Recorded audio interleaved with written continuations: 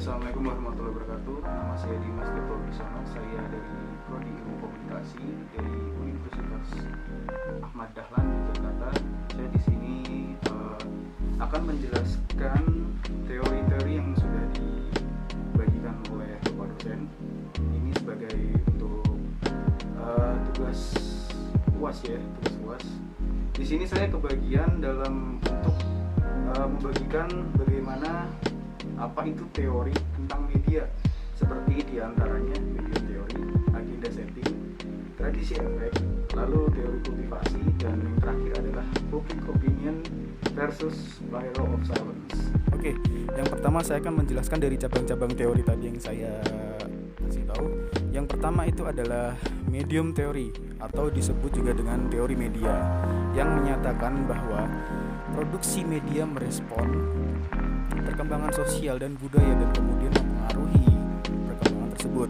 Adanya jenis ini, media tertentu seperti televisi mempengaruhi bagaimana cara kita berpikir tentang dan merespon pada dunia. Sementara media bekerja dalam berbagai cara untuk segmen-segmen masyarakat yang berbeda.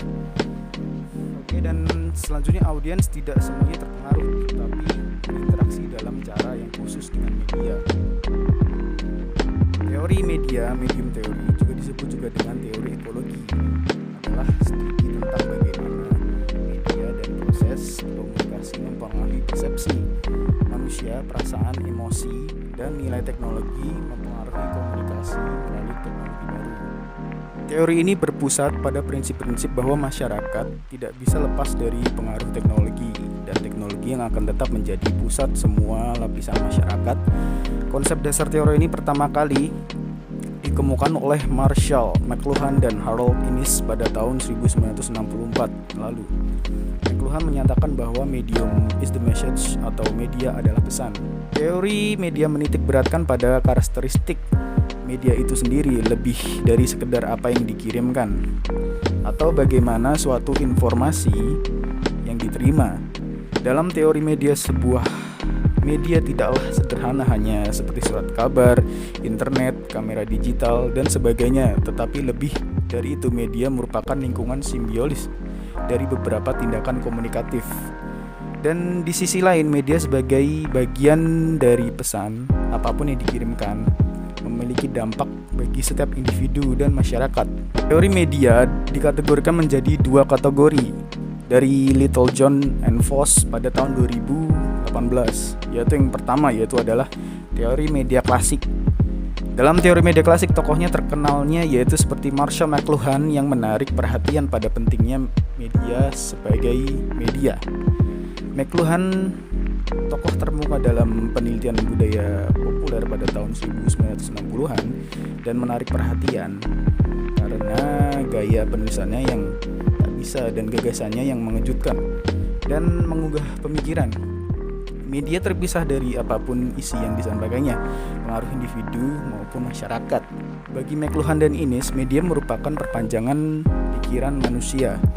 Jadi media yang menonjol dalam penggunaan membiasakan masa historis apapun. Tesis McLuhan mengatakan bahwa manusia beradaptasi terhadap lingkungan melalui keseimbangan atau rasio pemahaman tertentu. Dan media utama dari masa tersebut menghindarkan rasio pemahaman tertentu yang mempengaruhi persepsi. Oke, yang kedua adalah teori media baru. Dalam teori media baru, tokohnya adalah Mark Foster pada tahun 1990 yang meluncurkan buku besarnya yang seperti The Second Media Age, yang menandai periode baru di mana teknologi interaktif dan komunikasi jaringan, khususnya dunia maya, akan mempengaruhi masyarakat.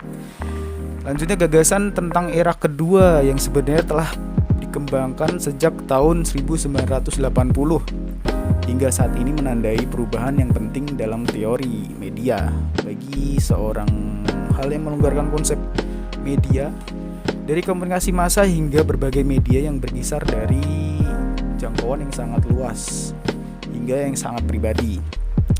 Kedua, konsep tersebut menarik perhatian pada masyarakat dan pada bentuk penggunaan media yang baru. Oke, yang kedua adalah dari cabang teori tadi, yaitu agenda setting. Agenda setting sebenarnya pekerjaan media relations tidak hanya seputar seperti menghandle press release, press conference, atau sosial media. Tetapi yang tidak kalah penting adalah teori ini dapat membantu kita para praktisi public relation untuk memahami alasan mengapa kita memilih media dan bagaimana cara kita bekerja dengan media tersebut.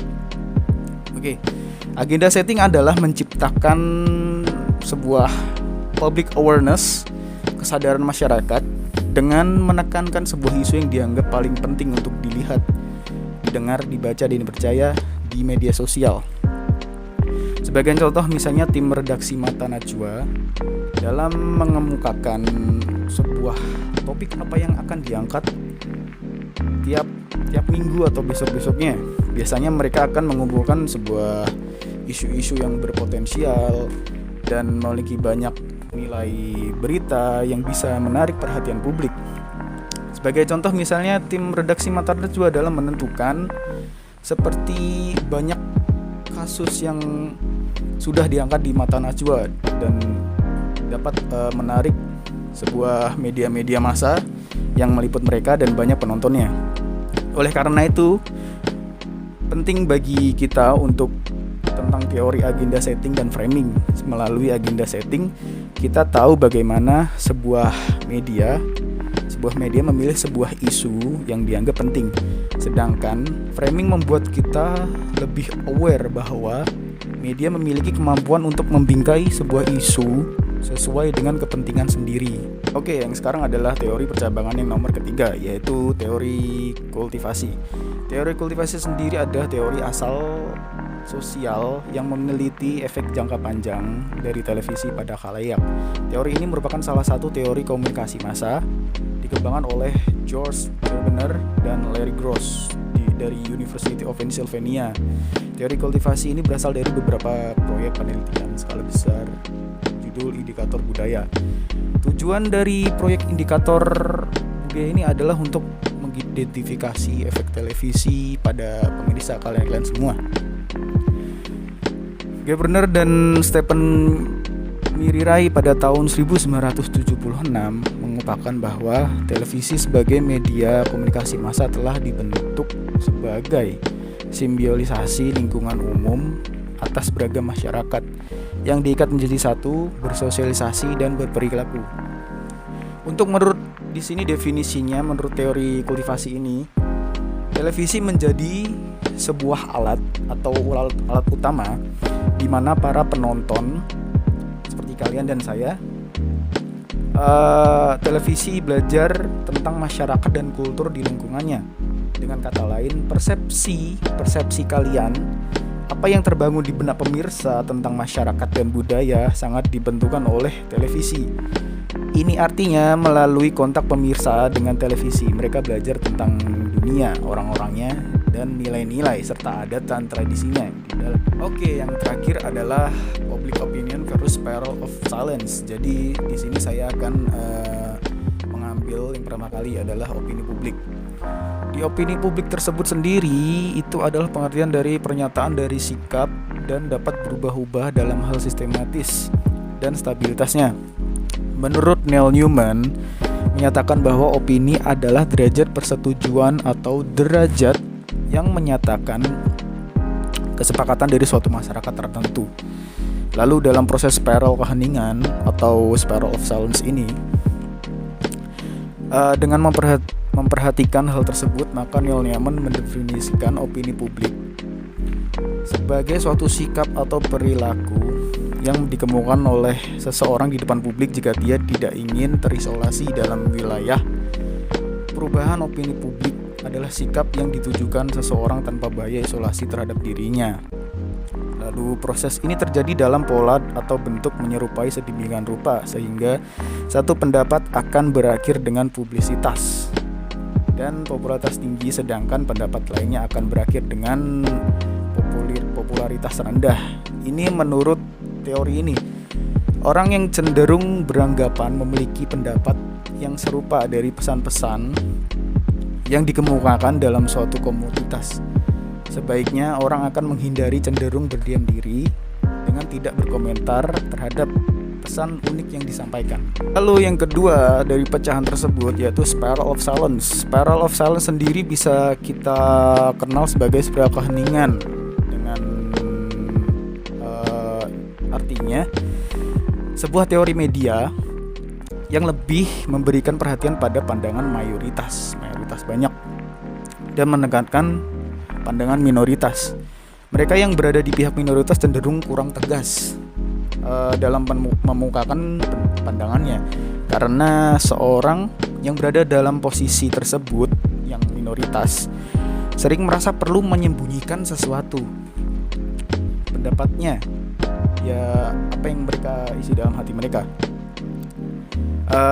Ketika berada dalam kelompok mayoritas, sebaliknya mereka yang berada di pihak mayoritas akan merasa percaya diri dengan pengaruh dari pandangannya mereka dan terdorong untuk menyampaikan kepada orang lain. Oke, segitu saja. Semoga teori-teori yang saya sampaikan dari atas sampai ke bawah ini, dari model-model tentang medium teori, agenda setting, tradisi efek, dan teori-teori seperti public opinion yang tadi saya sampaikan, semoga bermanfaat bagi kalian dan kalian semuanya tetap sehat selalu. Oke, dari saya, assalamualaikum.